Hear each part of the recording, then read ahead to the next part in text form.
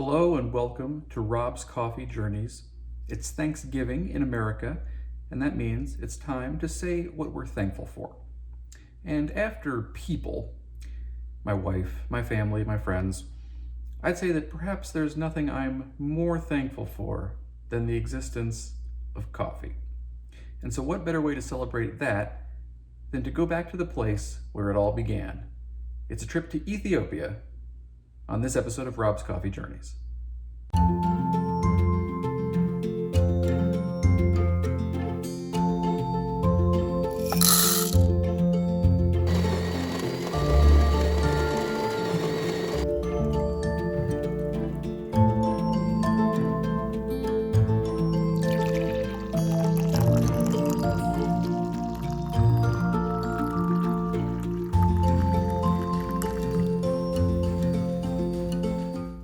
So this Ethiopian is a rare coffee subscription selection from Paradise Roasters in Minneapolis. You've seen them on this program a lot, of course. And this is a Cup of Excellence. Did not win the Cup of Excellence in Ethiopia, but it was a fairly high-ranking finalist. And this is a natural processed coffee from the Guji region in western Ethiopia. Now, on the last episode, I talked briefly about the difference between heirloom and landrace as terms. And I actually did not get that right. I've done a little more research on that since then. So heirloom really refers to any variety of coffee that has come out of Ethiopia in general, because if you think about the word heirloom, right, like something that's been passed down through a family for generations, valuable family object. So the use of the word in agriculture is sort of similar to that. These are older varieties that were not adopted for commercial scale agriculture. So think about like heirloom apples, right, or heirloom tomatoes. You sort of have the major varieties of apple or tomato that you can find in any grocery store, a McIntosh, a Granny Smith, Red and Golden Delicious, right? These are commercial grade apples.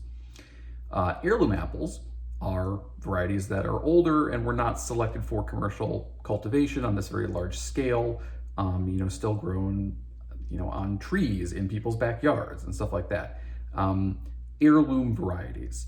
So coffee in Ethiopia is not a large-scale commercial agriculture process the way it is in some other countries. Like think of Brazil in particular. This is one where coffee really became kind of this massive industrial product. So in Ethiopia, most of the coffee, nearly all of it, I think 95%, is still grown by smallholder farmers. We're talking people who have, an acre or less, a few hectares. And that is how most of the coffee there is grown. And so you don't have this cultivation of these huge commercial varieties, Katura, Katuai, these very large common varieties that you would find in pretty much any country. Instead, what you find are a lot of local varieties that have simply been growing in Ethiopia for a long time. Now, landrace refers specifically to wild growing varieties of coffee. Now, a landrace can be kind of selected out of the wild coffee forests and then grown in someone's small farm, which does not necessarily mean that it is no longer a landrace, but that is, where it originated from. And there are maybe 10,000 varieties of this kind of coffee in Ethiopia.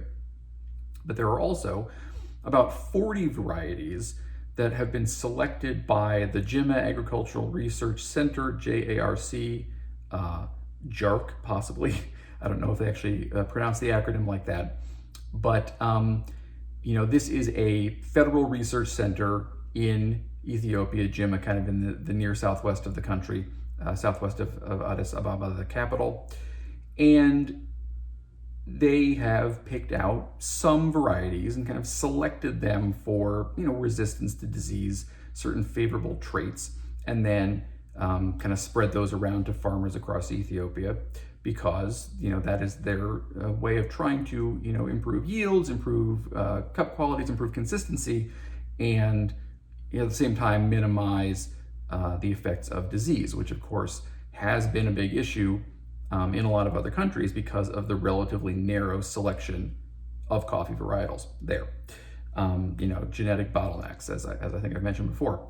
Ethiopia does not really have that problem because they have such a huge genetic diversity, and that is what makes Ethiopia such a great origin for coffee. Because if you just get a mix of heirloom beans from Ethiopia, you do not necessarily know what you are getting.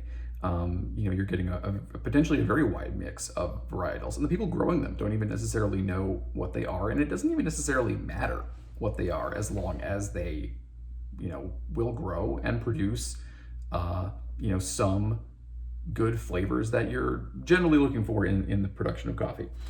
So this is actually, I believe, a single varietal, and that variety is 74110, a very romantic name.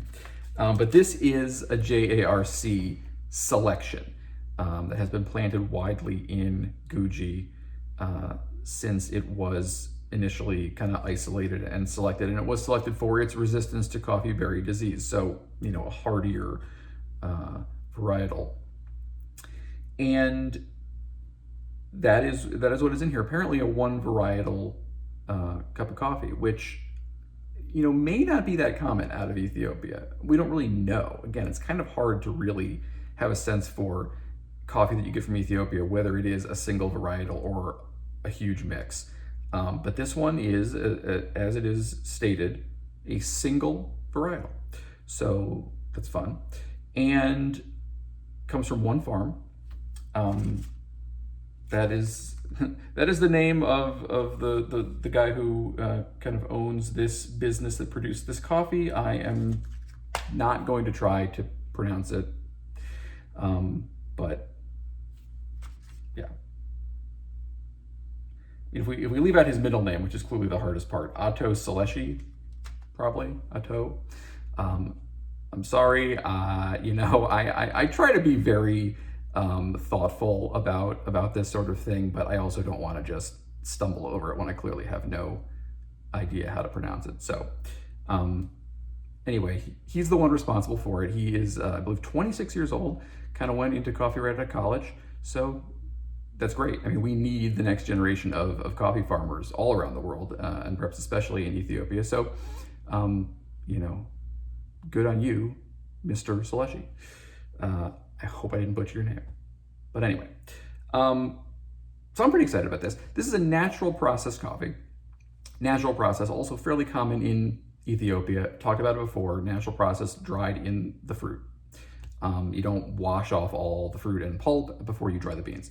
One major reason why this is so common in Ethiopia, of course, Ethiopia, unfortunately, kind of known for having a lot of drought. And so, if you can't get a lot of water, you can't really do washed processed coffee. Washed processed coffee requires an awful lot of water, which is one reason why honey processes and especially natural processes have become a little more common in recent years and are very common in certain countries, especially Ethiopia and Yemen, places where water is a much scarcer resource than it is in a lot of other places. So this is a natural process coffee, and of course natural process tends to impart a lot more fruit flavor to the coffee because those sugars from the fruit kind of leach into the bean while it's drying, and so you get a lot of extra fruit flavor other than is maybe naturally in the bean. Though of course you can have fruit flavors coming out of the bean, developing in the bean as well. So I think we are getting close to this being ready to drink. You already saw me preparing it, and I've been yakking for nearly 10 minutes here. So that is about how long it takes for coffee to cool in my experience. So I'm gonna drink it right after this. The tasting notes on the bag, let's talk about that real quick. This is a light roast, not surprisingly. Tasting notes, tangerine, peach, and jasmine. So tangerine and peach, both tasting notes that I kind of associate with different acid profiles. And so it's interesting that they're both on there. Now, of course, tasting notes are always a your mileage may vary sort of thing. This is what the roaster tasted when they cupped it. But, having two different fruits that I've associated with acid profiles separately in the past, this could be a very bright cup of coffee, which would not be terribly surprising out of East Africa in general. I find that you get a lot of, you have the very high altitudes in a lot of East Africa, and so you get these very bright acidic coffees. But let's see. So here we go.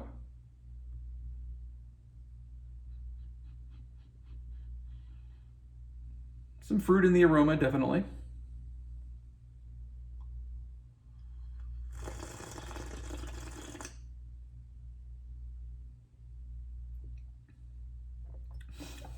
I apologize for the slurp. Try to get a little air in there. Ooh. Definitely, definitely peachy.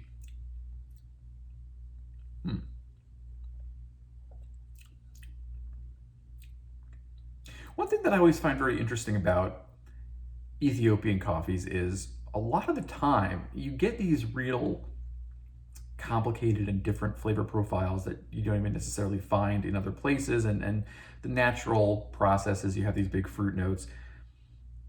But there definitely is still usually this sense of, oh yes, the coffee taste, I assume some of that is just from roasting, and some of that is just, well, this is coffee, so it's kind of silly to be like, oh yes, this does taste like coffee. But I have had some that are very tea-like.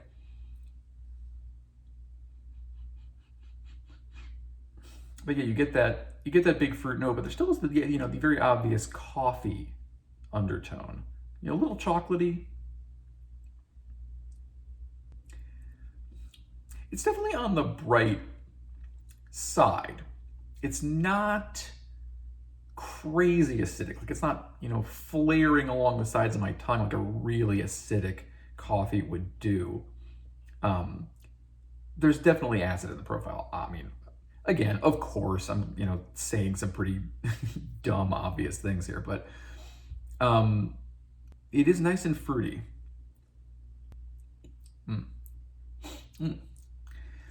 There's kind of a citric hit, kind of limey to me, a little more than tangerine.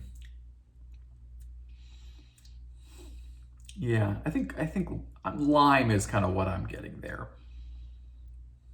But yeah, sort of a peach and a lime. I'm trying to see if I can get any sense for the floral. I'm not personally picking out a lot of floral, which, again, it's a very subjective thing. I usually, frankly, try not to look too hard at the tasting notes. When you're purchasing coffee, it's kind of hard to avoid. But, you don't want to get too spoiled for what you think it's supposed to taste like, because if they tell you what it's supposed to taste like, that's probably what you're going to taste, or at least some of it. I do like to see how much we agree, and I try to look at it objectively. And I've tried things that I've read the tasting notes anyway, and then tasted something completely different. The Taiwanese geisha, the things that I said about it, that is not what was on the bag at all. So, it does vary, but once they tell you what's in there, it's more likely you're going to taste that. So I do try to go it a little colder. I didn't this time, obviously. But the point is, I'm tasting some of what they say, and then other things I'm tasting kind of on my own. But also, I guess I don't have a great sense for like the flavor of flowers. Like, I know what rose smells like, and so I know what rose theoretically tastes like. But I've seen tasting notes like, jasmine, I think I have some sense for what that tastes like. I probably don't have a great sense for it. I've seen like plumeria, that was on the St. Helena coffee. I have no idea what that's supposed to be. So I can't really taste it, even if I tasted it, I wouldn't know what it was, right? So, there may be some floral undertones in here if you're a little better at picking out floral. That's probably not my forte when it comes to coffee tasting. The body is really nicely balanced, because you have this acidity, and there is sort of a tea quality, I think, to a lot of Ethiopian coffees, and that kind of comes with some of the acidic ones too is this lightness. You know, the bright coffee, typically you don't also have a heavy syrupy body, right? It's usually more kind of light and bright, or, you know, mellow and heavier. There are counterexamples to everything, but I would say that's more common. You know, this one, there is kind of a light approach, but it does have a pretty good back end balance where, you know, the body on the whole I would probably call medium. But it's pretty good. It's a pretty good balance where it sort of hits light and then sort of ends a little heavier, which is more satisfying in the mouth, I think. I mean, that's again, to each their own, right? But a really light cup of coffee, I mean, they can taste absolutely delicious, but to some extent, it's like, this is barely a coffee experience if it's really light and tea-like, you know? You know, it's almost like a different beverage. I mean, it really is. It's like a different beverage. It's like tea. I'm an idiot today. But anyway, saying a lot of very obvious things. No, I'm fine. Yeah, but so this is a coffee that starts a little lighter, but then really moves into a mouthfeel that you would think of as coffee. A little heavier, a little more body. So it's a pretty good balance, I think, on the whole. Okay. Yeah, I would say that there's a bit of florality there. I think as I'm drinking it, you know, maybe getting a little more used to the acid, and then also as it's cooling a little, I think some of those, you know, flavonoids or whatever that represent a little more of that floral taste are slightly emerging, kind of up from underneath. I mean, you know, Ethiopia, man, it's hard to find a bad cup of coffee from Ethiopia, I think. I mean, for one thing, my understanding is that the government pretty much requires all the best stuff to get exported because coffee is such a big product, you know, for the export market from Ethiopia. And despite that, there's a huge import market. I've read Ethiopia is the only coffee producing country in the world that exports less than 50% of the domestic crop because the domestic market is so big. And yet they don't even get to keep the best stuff there, which is kind of unfair, really. But, you know, I mean, you can understand why the government wants to export the best stuff. Best stuff makes the most money, you know, money for the country, at least theoretically, is a good thing, right? But, you know, kind of stinks for their domestic consumers. Nevertheless, a very robust domestic market. The point is, Ethiopian coffee in the US tends to be incredible. You know, you can find hit or miss stuff from almost any origin. Ethiopia, I don't tend to find to be very hit or miss. It's a lot of hits. You know, there may be some that, you know, this flavor profile is not my cup of tea. Ha ha ha ha. But on the whole, the quality is going to be pretty good. If it gets out of the country, you're talking pretty good stuff. And this is, as per usual, a delicious cup of coffee. For which, in keeping with our theme, I am quite thankful. That's it for this episode of Rob's Coffee Journeys. If you'd like to try this particular Ethiopian coffee, again, that is the name of it. It is, as of this recording, still available for purchase at the Paradise Roasters website. So you can go there, but paradiseroasters.com. I believe I'll put a link in the description. I am not affiliated in any way with Paradise Roasters, in spite of the fact that I consume their coffee on camera a lot, but that's just because their Rare Coffee subscription sends a lot of really cool, interesting stuff. I'm a big fan of Paradise Roasters, but no formal affiliation, so just to get that out of the way. I do have an account there because I buy a lot of coffee from them, so I will also include a referral link in the description. If you want to order from them, you can use that referral link and get, I believe, free shipping. Nota bene, I also get some points on my account if you do that. So, you don't have to. Again, this is not in any way paid. I just like their products. So that is still available if you would like to try it. And I would suggest that you do, because if you like Ethiopian coffee, it's some good stuff. So yeah, that's it for this episode. I will be back sometime soon-ish, probably.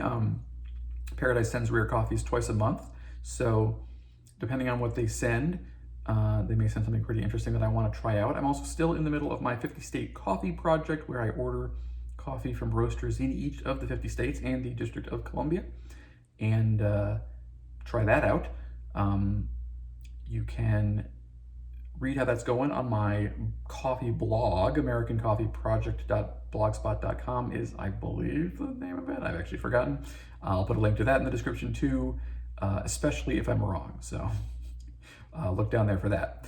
But until next time, I'm thankful for coffee, and I'm thankful to you for watching all the way to the end of this video, if you did. And if not, you're not seeing this, so whatever. All right, go have some turkey and coffee. See you next time.